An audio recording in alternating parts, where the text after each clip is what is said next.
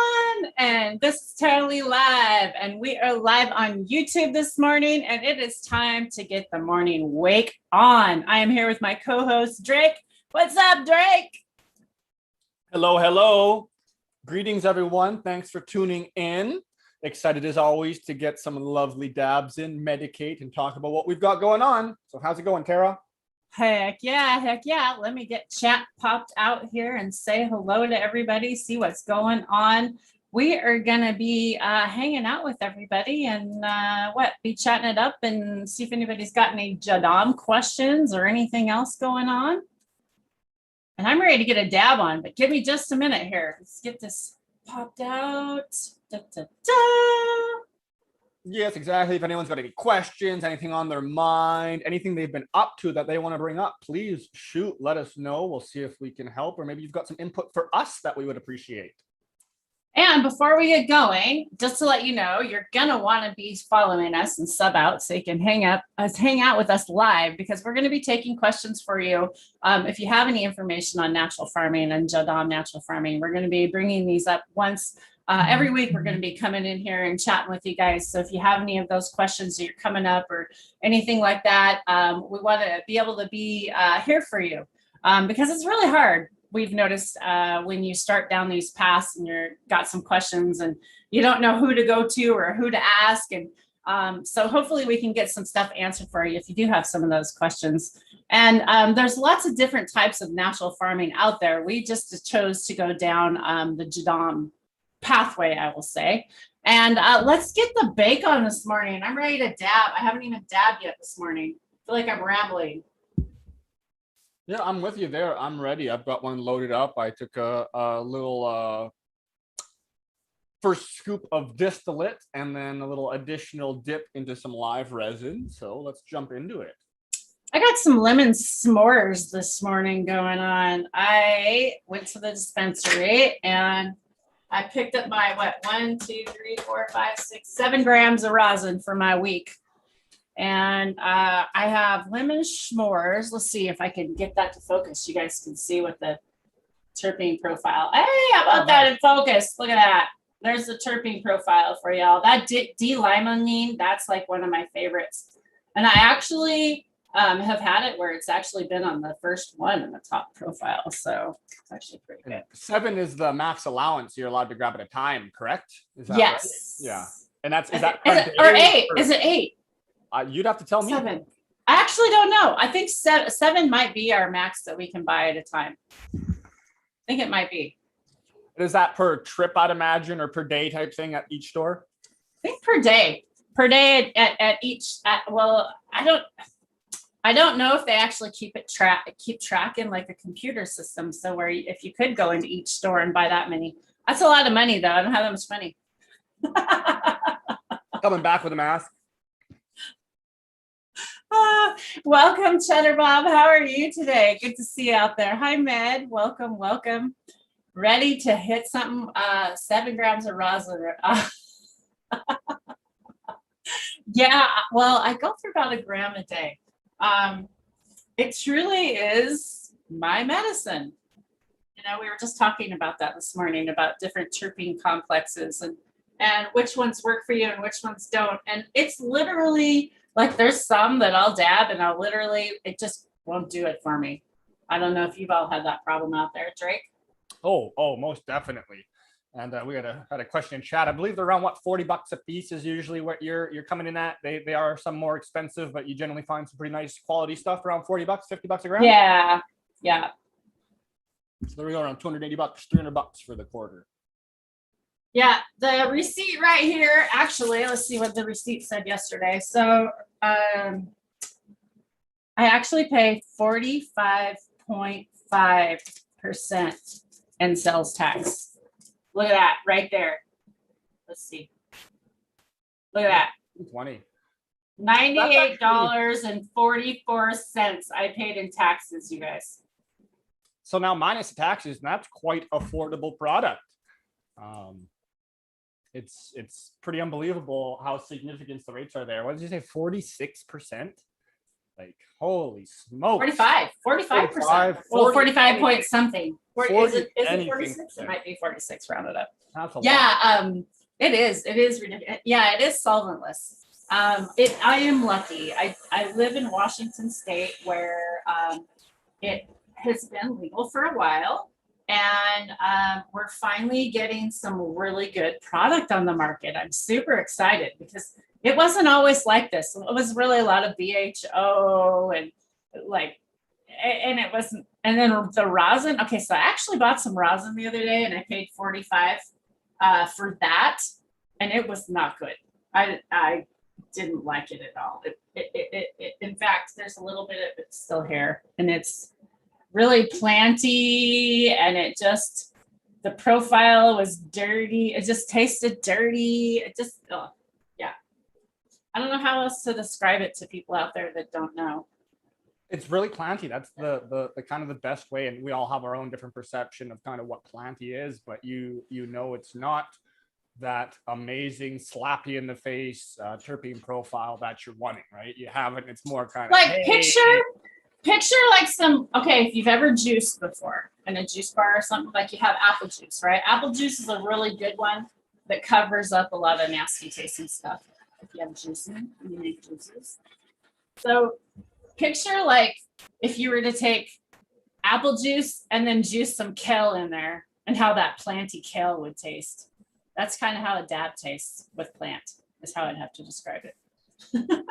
Interesting and unique. And see, that's how we're all our own. And I don't like kale. That makes sense. Yeah, you don't want kale, and it's got that interesting kind of floral chlorophyll-y kind of vibe to it. Not saying it doesn't still lead to good effects sometimes, but as you can see, some are left over and some are gone instantly. So quality exactly. Welcome everybody. Hello Katie, nice to see you here. Glad you're here. Welcome. Hello Mark, how are you doing today? Just fishing some little rocks out of this last little bit of this terp section. So we've got kind of terps around the edge, and I'm just nice. sneaking little stones out of there so it's not overly caustic. This was sorry, Drake, go ahead. I was gonna say this was supposed to be some acorn, but who knows if that's what it actually was. Go ahead, Tara. Mislabeled. Oops. So I was going to talk about what shows we have coming on next. We have we're going to be talking with Eric. We were supposed to be talking with Eric today from Pharmex about some. He's so cool. I'd love to talk to him about terpenes and cannabinoids and all those kind of things. So he forgot he had an appointment this morning. So he's going to be meeting with us on Saturday morning. So we'll be live again Saturday morning at 9:00 again. If you guys want, I'll tune in with us then. We'll be chatting with Eric. So bring your questions about cannabinoids, terpenes, any of those type of things that you want to ask. And then Wednesday, we will be following that up with Sarah Russo. And we're going to be talking about a comic strip that she's going to be working on. So super excited about that. Oh, look at your dog behind you. Your puppy. Little Mahoodoo. He's excited too. He's like, what? Sarah Russo's new comic? Oh my goodness. Herbs for the apocalypse? Let's do it. I'm excited. Yeah, isn't that awesome? And I love that you guys are all saying hello to one another in here. It's so awesome. You guys are awesome. Love my chat. Gorilla Butter in Flint, Michigan. Nice. There you go. That sounds good. And Tara's would be solventless. The stuff that I had and I was showing is solvent. It was just a closed loop extraction from our sun-grown last season that we outsourced. Canna Comics. That's a good one. Nice. I like that. Commies. And yeah, it says bridging some worlds. Hey, getting some people that are more interested in just kind of like herbs and that style, and then we're bringing in the cannabis enthusiast and just the overall, just the healthy planet kind of practitioners, to say it horribly. So. Hello, John. Welcome. Nice to see you in chat. Hope you're doing well. Best brother, overgrow, overshare, overcare, overseed everywhere worldwide. Love it. Love seeing that everywhere. Cheers, John. Heck yeah, you can always count on John. John's always puffing that out. Sure is. Overgrow. I need another dab already. Let me clean this one it's out. time. Oops, I forgot to clean this out. Trying to get my bake on this morning. So this afternoon, Dutch Blooms is actually coming over here. And we're going to be headed over to my husband's business, our business. I guess it's our business. And up there, and we're going to be looking at a sprayer for applicating things. Application. Application? I don't know. I love the way we make things work for us. We just make the words work. They don't have to make sense always. So we need like a third party. We need a Jamie to help just get what we're trying to say and make it make sense for the viewers. Translator is the word I was trying to pick up there. Yeah. So what kind of sprayer? I don't even know. It's gonna be a sprayer that sprays large amounts of product, like your JMSs or your foliar type sprays or your pesticides or unfortunately chemicals if you want to use them. It'll do it all. But it sprays like I think 40 it's feet? It's like 40 feet. Like You've got a 40 really feet. long reel, probably close to it's a 50 or 100 foot. I think it's 100-foot automatic reel. I think it's 100-foot automatic as well. It may not be, but we'll see that right away this afternoon. We'll figure that one out. But yeah, it's just an incredible unit. It comes, it's set up, going to be on a stand, so it can just roll around and just take control of your larger scale property. Yeah, we were poking around and interested, and still are for out at Cam's place, for his property, because it's almost to the level. It's still quite overkill for out there, but it's just almost to that point, and there's room for expansion. So it's something that's definitely worth looking into. John's dabbing some Super Lemon OG live rosin. That sounds amazing, from Vegas. Nice. Cheers to you, John.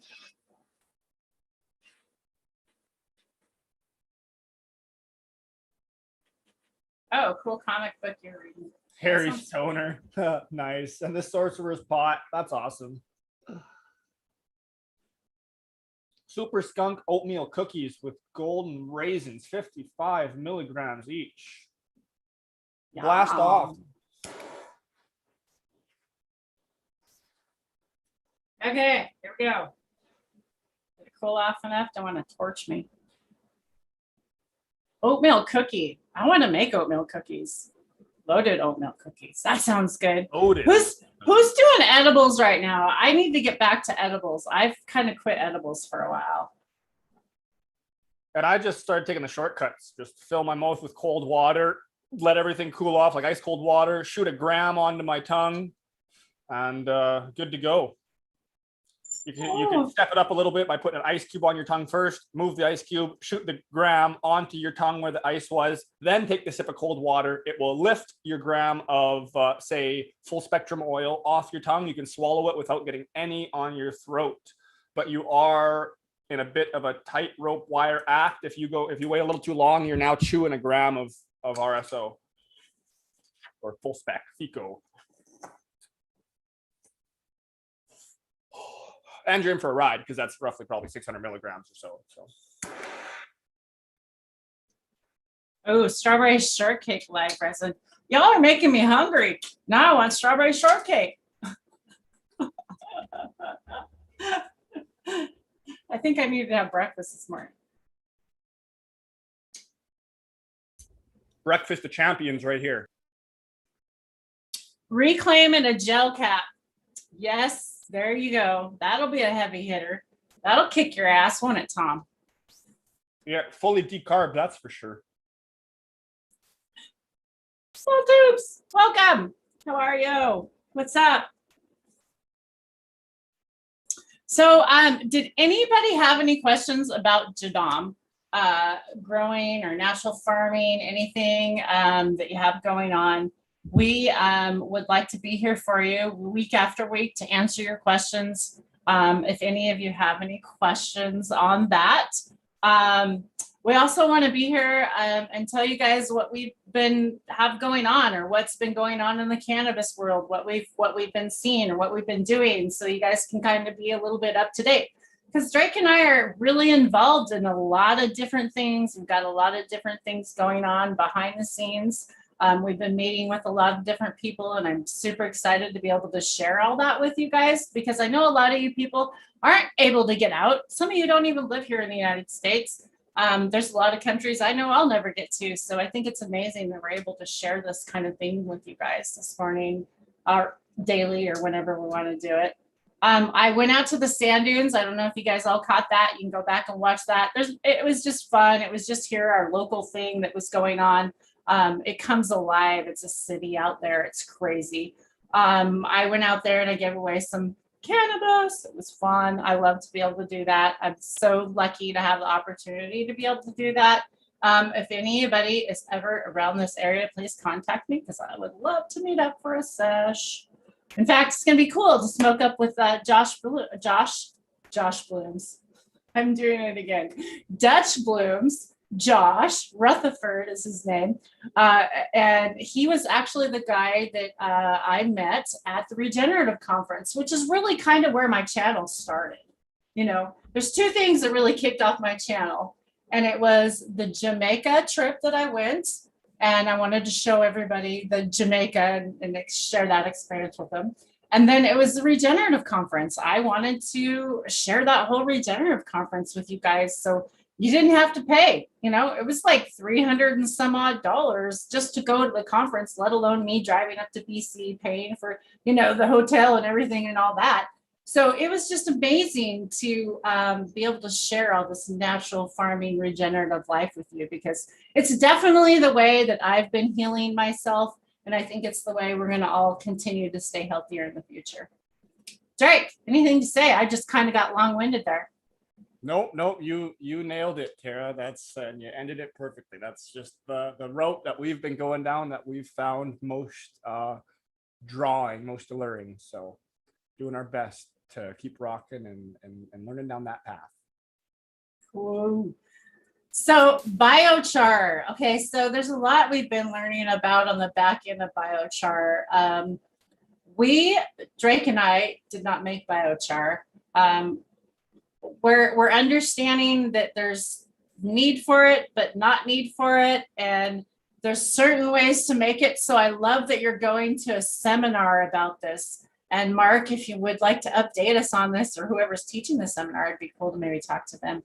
I'd like to know more about biochar myself, because we've been talking a little bit about that. And we have a neat way of utilizing it as well, which it takes time. So of course we're waiting for that to come to fruition so we can get there. But we've started a Jadam liquid fertilizer with wood ash, which is again, I don't want to start making too many claims here, but we have a wood ash JLF going, in which I can't wait to start discussing the properties. So just thinking of biochar, not saying that they're one and the same or similar at all, because they're completely different processes, but excited to have that going and talk about these kind of different additional inputs that we have that aren't needed, but are there for when you really want to start going to the nines, right? Going right to the T and as in depth as you can. So we have all these to apply at different times for different reasons and see how they're going to provide us benefits. Heck yeah. And we just missed 420 somewhere. I know we hit it early. We were 2 minutes early. Woo! We were early. Now we'll be 2 minutes late. That's normal, right? Late. From early to late. That's all right. I didn't think about, I should have thrown the link out to Dragonfly or some of the other friends to see if anybody wanted to come on and hang out and update us on anything that they have going on. In fact, if there's anybody in chat, I think I will throw the link out in chat. If anybody would like to come on and show your grow or take a puff with us or do that, I'm going to start throwing the link out to you guys, because I think it would be amazing to meet more of the community, and you're definitely all welcome. Always. Yes. Yeah, I managed to get out early this morning. Always have to with the pup now, but out and about, and I bring a little bucket with me, and I start just picking and grabbing at any of the quote unquote weeds or grasses or new plants to the area that are growing. So this morning I went and grabbed a bunch of ones that there's some new little starts. Everything's really booming here. It's really vigorous and growing, but there's some new little starts of plants I haven't seen. There's some new flowers coming through. There's ones that are just starting to flower. There's ones that are still just booming and vigorous and in their what I would call vegetative stage. So just keep adding those to say 5-gallon bucket, then add that to a larger bucket that's already filled with the water, leaf mold, soil, salt, and rock dust. And that's our kind of most important additional fertilizer. All of our Jadam liquid fertilizers are additional fertilizers. They're not considered a base, but that's kind of the first level, and the main JLF would be the grass clippings, the weeds, the vigorous plants, the things that come first, that are cold tolerant, heat tolerant, are just vigorous and happy. And those are the ones that generally provide a lot of goodness, a lot of the benefits that we want to our gardens. And it's cool to see how fast it breaks down. So I've got one that's like a 40-gallon bucket full, and it was stuffed, filled with plants. And then just topped it with water, with as much as I could, weighted it down a little bit with some birch logs and the lid. And yeah, now like 2 months later, it's, I'd say, 70%, 80% dissolved. So it's mainly just liquid now, so I can stir it around. It's potent. It's definitely got a funk to it, but until you disturb it, it's pretty subtle. With the lid on, it's good. You can do certain things like adding a little bit of good biochar that helps reduce the smell. And a couple other little tips and tricks that we'll definitely jump into as we keep learning and going down the future. So yeah, sorry if my screen's bouncing around at all, or if I'm looking away. I've got this naggy little puppy down here that just wants more love all the time. So he's a handful. I'm going in for another dab. Want to say cheers, y'all. My husband just came in and says, I'll see you later. So I am headed up to my hubby's today. Again, if you're just turning in, I'm going to meet with Dutch Blooms today. We're going to be going over a sprayer. I might be going live. Maybe I'll even go live. I don't know. We'll see. Something. Yeah, I'm excited. We're going to be recording, I know for sure. To hear about it nonetheless. Yeah, that sprayer is something else that would be a really solid addition for any larger scale property that's going to be going through with any of these, foliar or large scale applications. Also, while I'm up there, I could take a tour, and I have the freeze dryers out up there too. Yeah, great point. And just in general, maybe give us a little rundown of the old TerraFill shop. Didn't even think about that. Right? Well, maybe I'll go live later, y'all, if you want to see that up at work. Cool.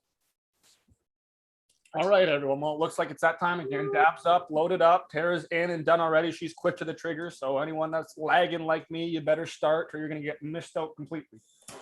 Okay, that one was better. It wasn't so hot.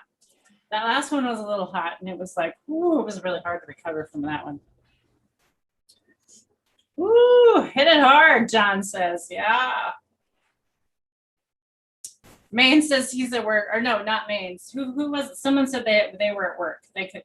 Were you saying you were at work because you would come on, or because you wanted to take a dab, or both? Probably both.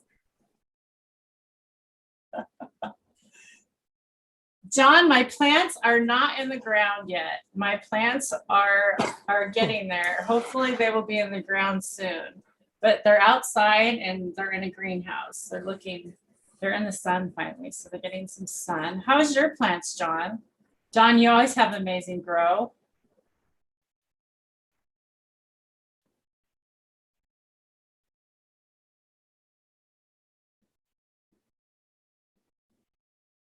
Dab, you're doing good, awesome, but Mom not so good. Well, let's send some good vibes out to Mom. Good vibes, Mom. Have a good one, John. We'll see ya. Oh, both. Yeah, okay, it was to both. Well, hey, next we'll be on Saturday. We'll have Eric on Saturday with us. We could throw the link out Saturday if you're not working Saturday morning. We'll be back again on Saturday morning at 9 o'clock. And we'll definitely, if anybody is ever in chat and you would like to come on and I haven't thrown the link out, just remind me that I said it, because sometimes I forget. It's a little dingy. We're only human. Yeah, I'm a little dingy. Hey, Stu, welcome. How are you today? We're just having a real chill chat today with y'all. We just want to be here to answer some questions, hanging out with you. We're going to have some amazing guests come on. Still waiting to catch up with Swami. He's been so busy, so I just don't want to keep bugging him. So we've been letting him get his things done. And now with the grow and everything going on, and now Drake and I've been so busy even out in our gardens as well. I've got tomatoes planted. I've got peppers planted. I've got lettuce planted. I had lettuce come up that was volunteered from last year, and my geese found it. They went down there and they ate it. They're terrible. They ate it all. They didn't leave none. Totally off point, but I just noticed we let one slip through the cracks a little bit. We had Grace Ungrown asking, where do you get the right brown sugar for FPJ? And where will be specific to every individual based on your stores, but most likely the Wait a minute, natural I'll store. go get mine. We've got Nature's Fair, perfect. Carol, grab us to give us a little rundown and show. But what you want is raw sugar. Raw, unbleached, lovely, good sugar, not just brown sugar in general. Lots of brown sugar is just simply white sugar with molasses on it, which is not ideal and not what you want. You want to make sure to get the raw, unbleached sugar. Again, little puppy is like, oh, you're talking. I'm going to turn into a little shark right now and just be a monster, even though I know I'm not allowed to do this. These toys are no fun. They're no good. Nobody needs to know about sugar right now. You just need to play with me. But yeah, just go to your as local as possible, or just online to a more of the holistic style store, and they almost likely have your good organic product. So there we go. Sugar in the raw. Look at that. Sugar in the raw. And I ordered this on Amazon. I don't remember what I paid for it. I don't know what you should pay for it. So I'm not sure about prices. Because I am not making this. Okay. So I decided personally for me that the KNF road and once so it's like, to me, it's like baking a cake. And if I'm going to make a chocolate cake or I'm going to make a vanilla cake, and I'm just going to choose chocolate and vanilla because, hey, why not? I love vanilla. But ooh, that chocolate fudge is so good. But anyways, so it's like baking a cake. So if you start out and you're gonna bake a chocolate cake and you start making these ingredients, you kind of got to stick with those ingredients because all of that matters. Like yeast matters in bread, so like baking soda and baking powder, those things matter. Obviously the chocolate matters. Obviously the vanilla would matter in the vanilla cake. So like all of these things are super important when you're putting it into this plant, into this pot, into this area that these things are growing on. Whoops, have a little bit of water because I just watered. So this is Congo, by the way, Congolese little clone here. So when you pick these paths that you want to go down, or recipes that you want to go, growing styles, it's really important to stick with one because they all go together. They make a full recipe. It's like baking that cake. And when you're using KNF, because you're using sugar, you have to balance it out and vinegars. You have to balance it out without, and you balance it out with alcohols. So there's a lot of other things that you have to do to make that whole system work. I didn't understand that before. I thought you could throw this at it and then throw some of this at it and throw some of this at it. And it's not that way. Drake, explain the OHN one, right? Go ahead. Yeah, just the trio. You never want to use just FPJ or just fermented plant juice, fermented plant extract, or BRV, the brown rice vinegar, or the OHN, the Oriental Herbal Nutrient on their own. It's used in unison and in specific ratios. Touching on something that we've learned about too is just like for a lot of these practices, like say the brown rice vinegar specifically, this is something that's done traditionally when making traditional wine in these countries, and then once it goes bad, it turns into vinegar. So they're going to have specific processes and ways to do this in which we're not necessarily familiar with. And because we're not in the same environment, we're not going to be able to replicate in a similar way. So even our brown rice vinegar may be different than the brown rice vinegar that is actually done in Korea for their specific purposes. And it's also a byproduct that's with something that they make on the usual and use. So we're learning more and more and more about it. But as kind of mentioned, it's definitely a specific recipe to follow, and it's very in depth. And a lot of these things are very specific. And with, like, say, OHN, it's taken 6 months to make. You're stirring it every single day. There's very specific inputs. Go ahead, Tara. Go ahead. Nope, you're good. I was going to address a question in chat. Well, I think that's pretty much it. I pretty well Okay. That's our little rundown. So Whatever you're getting into, really learn it first and understand that you have to follow it properly, or else you're not gonna get proper results. You're not gonna be really doing service to the practice itself, because when you're not following everything properly, and then you start talking to other people and getting excited, because we learn things, it works, we get excited, we tell people what we're doing. But if we're not doing it properly, it's just like playing telephone, and it gets bad quick. So we got to be careful. okay, so the difference between brown sugar and what this brown sugar is. Okay, so brown sugar, what we have in brown sugar in our stores is not this. It is actually bleached white sugar, then molasses added back to it. That's how it's soft. That's how it's moisture. That's that, and it dries out. So it's not really brown sugar. Now, dissolvable. So what you can do, this is the turbino sugar. And you can buy it bulk. Some of it's like larger crystals. If you're having problem with it like melting enough, you can just take and like pulverize it more. That's all you've got to do. But using brown sugar is actually adding molasses into your product. So that's something else that people didn't understand. And it's not that people meant to put this misinformation out there. Just like in Jadam, there's a lot of misnomers or misinformation out there. And we're trying to sort through those for everyone, because they didn't mean to do it. It was the fact that it was in Korean, and when you interpret different languages into English, unfortunately, especially English, it's one of the hardest ones, words are going to be messed up and things aren't going to be the same. What you say is brown sugar in your country is going to be different in my country. Even Ziploc bags, what we call Ziploc bags here, is different in Canada, and so just things like that.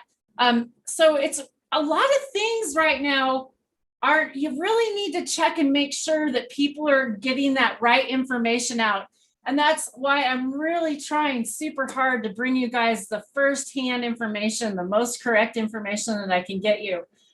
Because I don't want the wrong information taught first. It's so hard to learn something wrong and then have to go back and relearn it. Just like the other day, we were talking about, I should share this. Let me bring it up. We were talking about the name of like a calyx. People were talking about the calyx as being swollen calyxes, right, Drake? Wasn't that something we were talking about? Oh, just more like misnomers. Sorry, I was just reading. Yeah, misnomers. Yeah. So it's actual. We can actually see the brachioles, and we don't see pistils. We see stigmas. So as you can see with this picture here, the purple hairs, which would be your white pistils, as people would call them, is actually incorrect. Those are stigmas. And then on the left side of the picture, we see the little, at the very bottom, cannabis pistillate flower female. Above it, it shows us the bract, which is actually the little inside piece there. Right above it, it shows us the bracteole. I'm probably mispronouncing that a little bit. And that's actually what we can see. So we see the brachioles and the stigmas. So that's something that's still commonly spoken about all the time. So the calyx is not even there. You never see the calyx. Once that calyx comes off of the seed, that's the outside of the seed. It's not visible to the human eye. Yeah. It's a tiny little section. So there's plenty of things, as you mentioned. We also have, what was it? Sorry, I'll just read through. Continue on, Tara. I'll read through. We have another question in chat that I'm looking to address. Oh, go for it. Go ahead. I was pretty much done. I was just trying to get across that, I'm really trying to get the correct information out there. And if you guys do have any questions, please ask, because, maybe it's something we don't know and we need to figure out ourselves. And I don't want anybody to just feel like they're being left behind, or that they have to pay a lot of money for this information, because it should be free. If this information should be practically free for you to be able to learn how to take care of yourself and become self-sustainable and self-sufficient and self-empowering.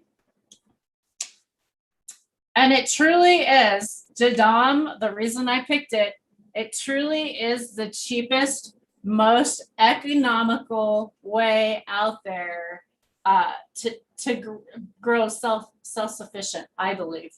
And it is definitely one of the easiest ones to learn.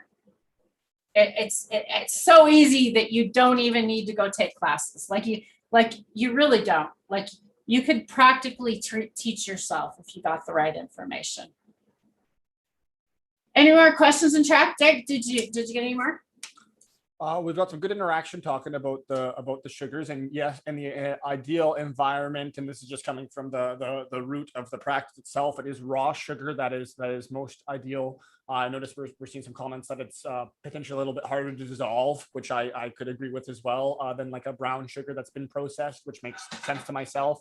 But sometimes the good things are worth a little bit of weight or a little bit more oomph or elbow grease. But that's just, if we're going down to the root to the practice, like we talk about in the recipe, in the ingredients list, it's for raw, unbleached sugar.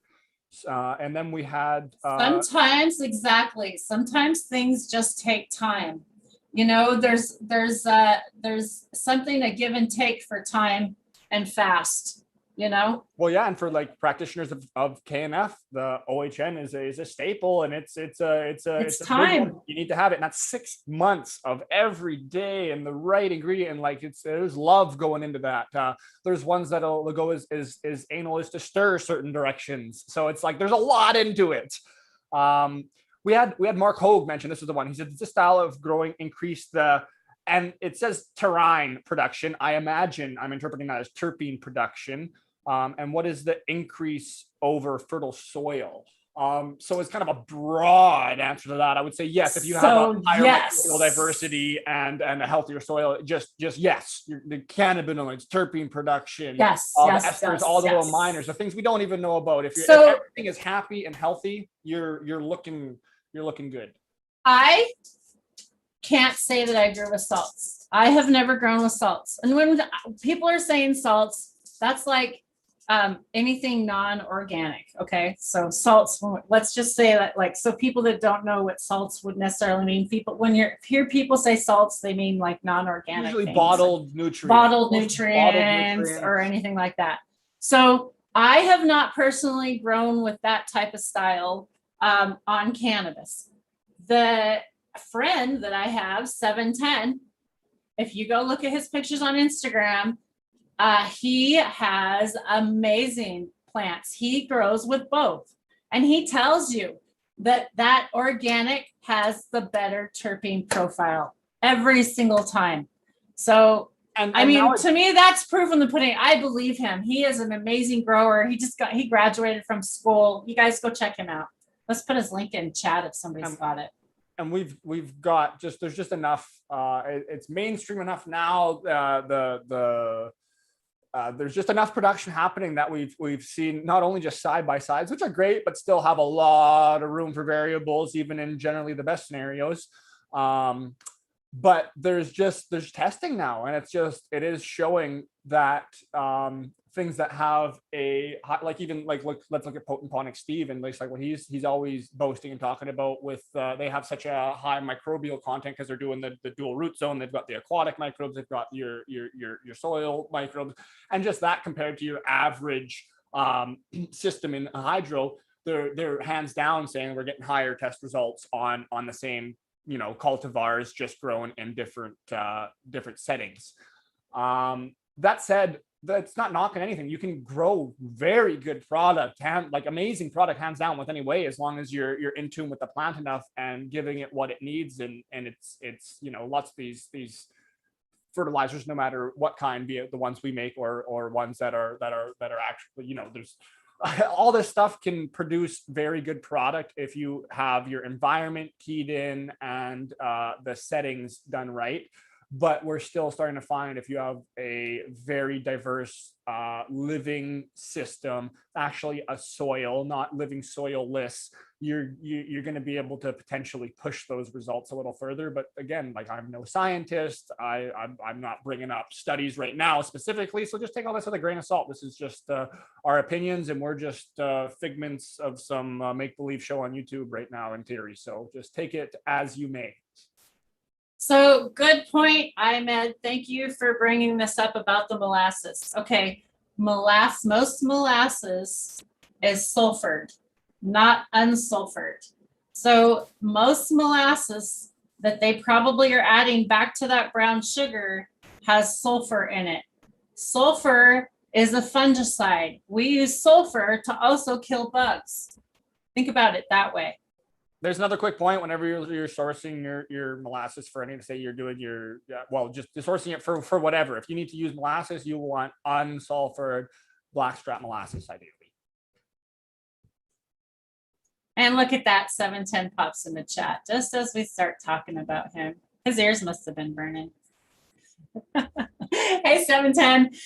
Throw your night, hey? Yes. Yeah, please throw your link in chat to Instagram. I was telling everybody about you growing with salts and growing with organic next to one another and the difference in the terpenes, and that you can speak for that. I have not. And for anyone that doesn't know and wasn't aware, last night Fumidor had Miss Jill on for a great show. Yes. We hopped on there as well and managed to sneak 710 on, so that was fantastic. It was just a nice show to sit back and listen and hear from another OG, especially a woman that's been kicking ass in the industry. So check that out if you haven't yet.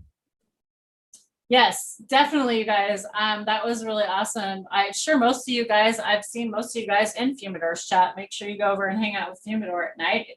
I do, especially when I got insomnia. I'm not normally up that late, but I was up quite late last night. It was nice to be able to meet Jill, not in person, but it was nice to be able to chat with her and get to know her a little bit. Yeah, very nice.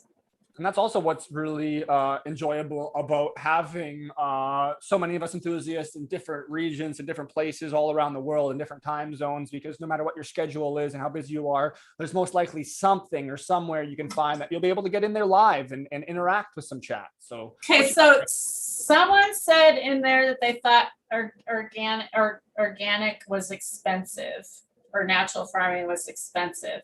So it depends on your definition of expensive. Okay, so we know some people that live in other areas of the world that we talk to, like KNF. So KNF is semi-expensive for people that live in other areas that don't have access to, say, rice, that don't have access to, say, sugar like we have access to here. Americans and Canadians have access to a lot more than some of these other small little areas have access to. And so when I'm talking about Jadam, this literally is, there aren't any sugars in here. There isn't any molasses in here. There isn't any vinegar in here. There's other things that aren't in here. There's other things. This is the most economical. This is definitely cheapest, but this takes time, okay? Any time that you're willing to be fast, you want something fast, it's gonna cost you more money. If you have time to wait and dedication to put into this for next year, you start now. And it takes time. These things take time. So Drake, go ahead, what were you gonna say? even the KNF specifically too is extremely affordable, extremely cost effective compared to a lot of these conventional practices, and even talking about conventional organics. So that's a big thing that a lot of farmers and people have been led to believe too, is just that organics are too expensive. It doesn't work. It doesn't produce. Yes, you've got some good quality food, but that doesn't matter if it doesn't produce on a large scale, and it doesn't it doesn't meet the brass tacks and the bottom dollar, so on and so forth. But that's something that's been kind of pushed and is misleading. That's like if you say you have an acre and you're going to treat it organic, quote unquote, and then you go and you buy a bunch of organic bottles and you buy a bunch of organic inputs, and you can spend a whole whack of money on all these different quote unquote organic things, even here Canada OMRI certified things that are organic but mainly paid for a certification as opposed to actually a solid product. So I mean, I can't even focus right now. What are you smoking, Tara? What is that? It looks gassy. I'm sorry. I just opened up a new one and I took a big smell of this. I can't even read it. It starts with an F. What the hell does it say? Flodu. Okay. Whenever terpene profile is there, that's the cheese.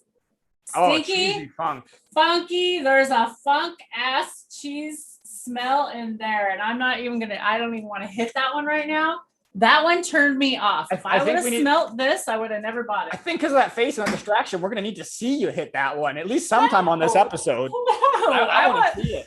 I want to taste something good. That was nasty. In hopes to quickly wrap that up. Sorry. Yeah, organic can be very expensive if you're just throwing money at it and you're not looking at it for what it is and learning the principles. And then when you start going down these other paths of natural farming, KNF, this Jadam, Jadam, you really get to see how cost effective it can be and how that it's almost free. Like there's no matter what setting up anything, you're going to have some initial costs, be it for your infrastructure, your basic tools, certain things. There's going to be a little bit, but that's it. And with this, you can utilize so many different things. So it's definitely something that you need to learn more about too, or else you'll just start throwing money at it, and it may not work very well for you because you don't necessarily understand the whole core principles. We did have one other comment in chat that I wanted to hit on here quickly.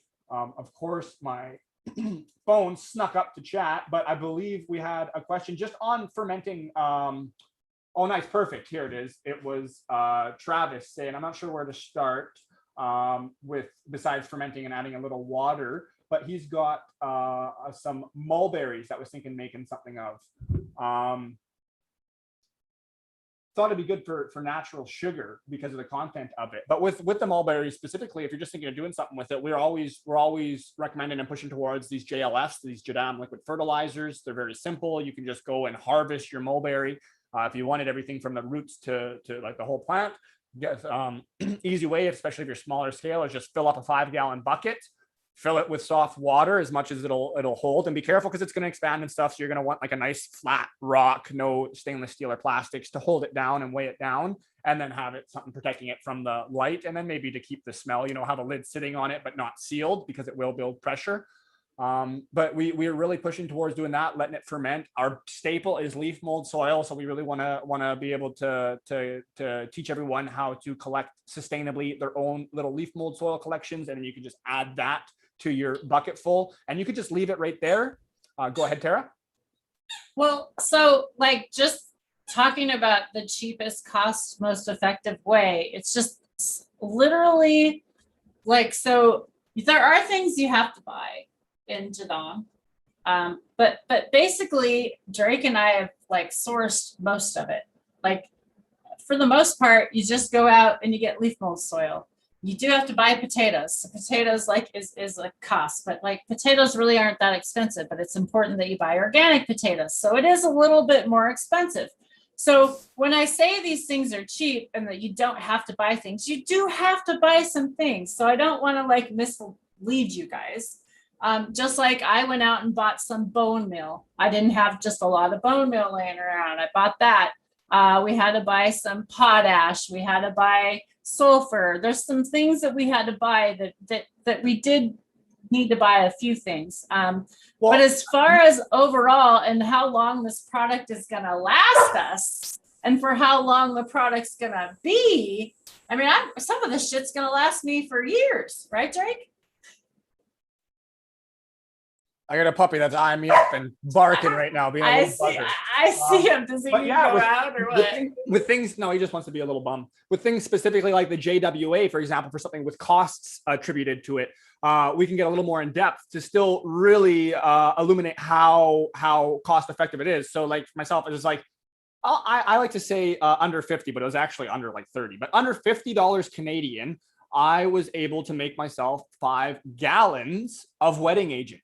This wetting agent in super high amounts, you'd use 10 mil to 1,000 mils to 1 liter. So you can imagine this is going to last a very long time. And this is what's added as the surfactant wetting agent for every application. We use it with our JMSs. We use it with our natural pesticides, so on and so forth. And it's also great for ourselves, for washing our skin, for our dishes, and so on and so forth. But we did check out, it's got a very high pH. So if you're using it for like your hair or so forth, something Tara is very familiar with, you may need to use like say a vinegar or something after to block it out. But I believe Tara's even not, she's like, nah, don't use it. Don't use it on your hair. Yeah, I have, and my hair's still on my head, so it's there. But yeah, Tara is a professional, so that's her. But was your hair tangly afterwards? Like you had to use a conditioner, right? Like think about the tangles, right? It's definitely not like if you were to use say like a Castile soap, it's like super like it feels I'm squeaky clean. Yeah, but it's squeaky like, bad. It's not the same. Your hair has more something to it. It doesn't completely strip it, I feel, but the same thing. Yes, it's not still like, squeaky. Esque. It's got that vibe to it. So yeah. Also, it's going to depend on your water. So it also depends on your water that you're mixing with so many of these things.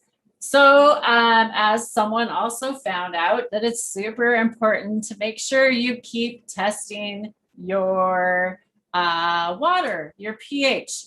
You guys, super easy, quick, simple, cheap things. Everybody should really have these. I don't know why I didn't have these a lot longer.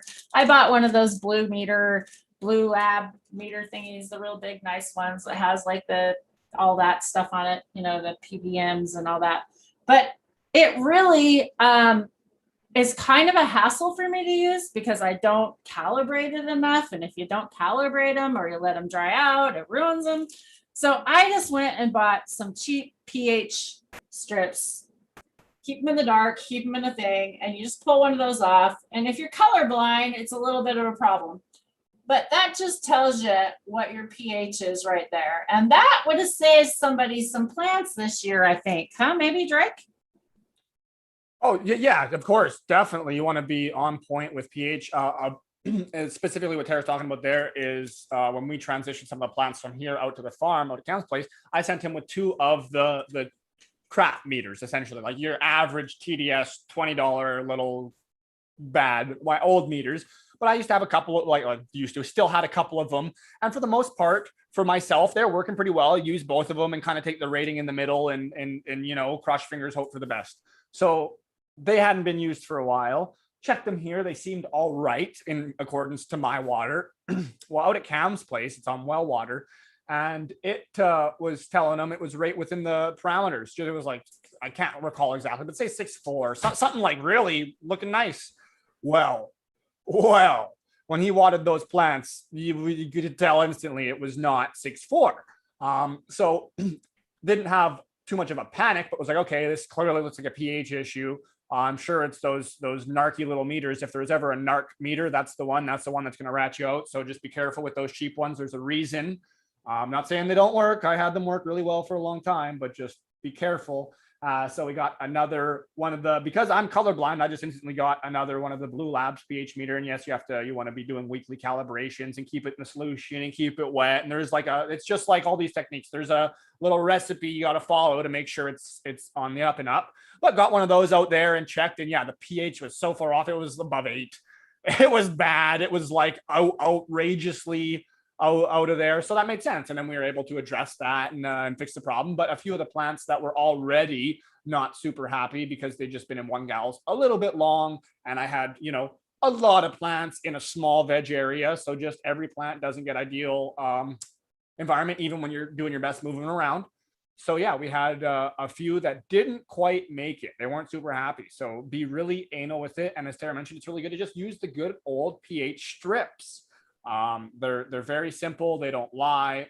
Myself being colorblind, it's well, not completely colorblind, color deficient as a lot of males happen to be. It makes it a lot more difficult, and I'm just not the best with it. So I like something that shows me a number. I also have the water one where you add the stuff to it and drops. And I just find that I have that one. That was just a little too, like, it was just harder. Like, this is just so much easier, but you need to keep them dry. You need to keep them in a dark spot.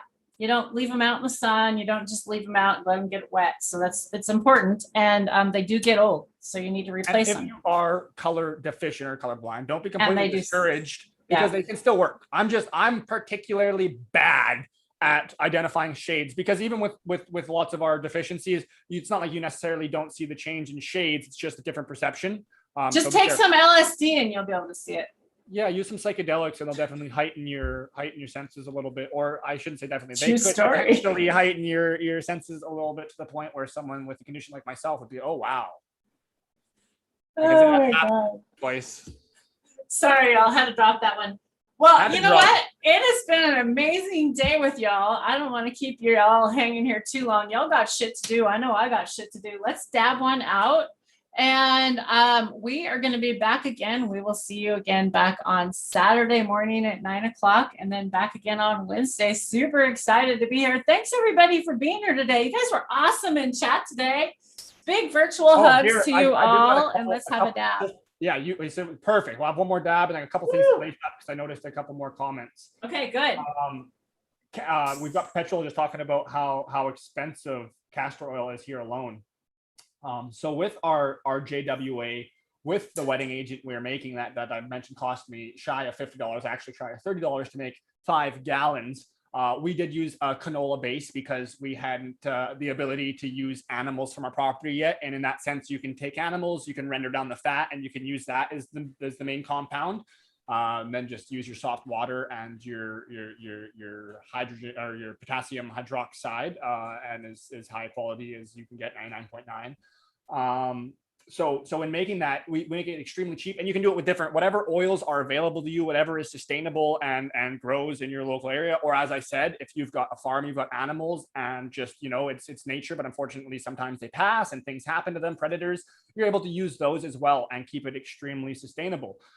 There was a comment, why not use growing zeet, which I actually hadn't heard before, Perpetual, so that's neat. You mentioned it's traditionally made with hemp oil, though. Hemp oil, we know, our good buddy Indra, and by good buddy I mean good buddy, as most people know Indra from Hash Church is one of the panelists. From our understanding, he is pretty well the only one, and not pretty well, but the only one that has a proper device that can fully refine hemp oil to the point of 99.9% purity.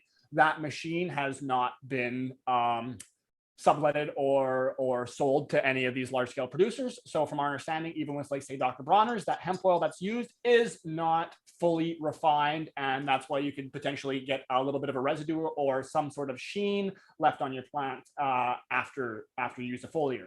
Whereas with the JWA, if done correctly with the proper materials, after 5 days is no longer present on the plants. This was conducted through Young Sung Cho, through a friend of his that he met at the university. I'm gonna misspeak on the specific university if I try, but at a university, and this is done at university levels as far as the testing for the JWA. For pesticide, because there was a couple comments on there, just even speaking on how pyrethins work better. Sunchokes, Jerusalem artichokes. We make our JNP, our Jadam natural pesticide. It's pretty simple with the sunchoke, which is the best plant to use aside from Korean pasky flower, which is damn near impossible to get. This Jerusalem artichoke sunchokes, they grow like potatoes, they're tubers, they grow down there everywhere. They're pretty well evasive. Once you get them in there, you're not getting rid of them. You can use every part of this plant. The tubers are best. And what you do is you add them to soft water, boil them down. It's a 20% boil off, roughly takes 3 to 5 hours to be quick with it. And then the solution you're left with, you have it boiling, you can it, and you store it in proper canning methods. So it's good to go. As soon as you open it, you've got 48 hours to use it, but then you apply it with your JWA and your wetting agent. And if you have this specific nozzle that comes from, I believe, Japanese pesticide companies at a commercial level, it's a specific nozzle that creates foam. Like if you're at a car wash and you spray your car and it's like foam, not spray, this nozzle creates that foam. If you do that with the sunchokes, it's good for everything. It gets rid of these really nasty greenhouse thrips, the caterpillars, these thicker bodied pests. But if you don't have this nozzle, it's going to work still essentially for everything except for some of the really thicker body pests, some of these nasty caterpillars and specific greenhouse thrip. For that, it's not the end of the world. You don't have to go start using pyrethrins now necessarily. Not it's everyone's in their own soup and do whatever you want. But we do have ginkgo biloba. We can now, yes, perfect. Take these leaves if you have them. Better yet, the rind of the fruit, which is very minimal, but the rind of the fruit is so potent. You do the same cook down, boiling down process with these leaves or with the fruit. Now this is the exact same everything. Once you open it, you've only got your 48 hours after it's been canned properly. After you do open it, you can add a specific amount of alcohol, I believe 15% of a high proof vodka, and that will make it storable. But now you have to mark it and make sure that you know that, because you're not going to want to use it for certain applications because it's got the alcohol in it now. Regardless, that ginkgo solution will deal with those thrips, and it will deal with some of those nasty, harder like caterpillars and larger body insects. So we have ways around it no matter what, but we're working on trying to find this very similar nozzle for Tara in the States and myself in Canada. So once we do, we can just say, hey, this is where we got it. This is how we made it work. And here you go. But so far, we both had great results with the sunchoke, which we both have, and we're able to source. You can only get it early spring and fall, so you gotta kind of get on the waiting list. But once you start it, you're good to go. And they make these big, beautiful, like 15-foot tall in certain cases for certain ones, kind of like a fence. And like I said, you can use the whole plant.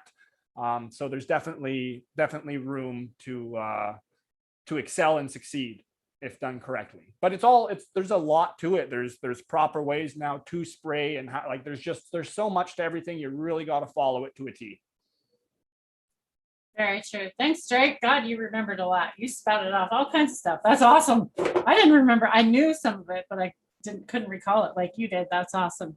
Well, hey, big thanks to the team on the back end helping us out, and yes, us every day. We're just you and I. Big shout out to everybody that helps us every day. We are in contact with several people every day, talking with lots of people, and we really appreciate everybody on the back end. And we appreciate everybody in chat right now. Thanks everybody for being here. Really, God, you guys are awesome. This is why we're here. You guys are so cool. You guys just get me pumped up all the time. You come in here with all these great ideas and all these cool information to share with one another. This makes me feel so good. So give me a big virtual hug. And really, I do really love and care about all of you. And Drake, go ahead. Why does Top Chat even exist? Why is it even? I know. Sure what the? We're seeing a couple cool tips for specific hormones and rooting hormones, things from ground up aspirin to willow tree solution. Willow root does work. Yep, willow, exactly. There's a lot for rooting solutions. Aloe is amazing. We're obviously always going to be dragging you to the more sustainable and organic and more peaceful in our mind solutions, but everything does work, and there's a lot of cool tips and tricks and techniques out there. So be sure to tune into any other channels and everyone out there and get as much information as you can and stay open-minded.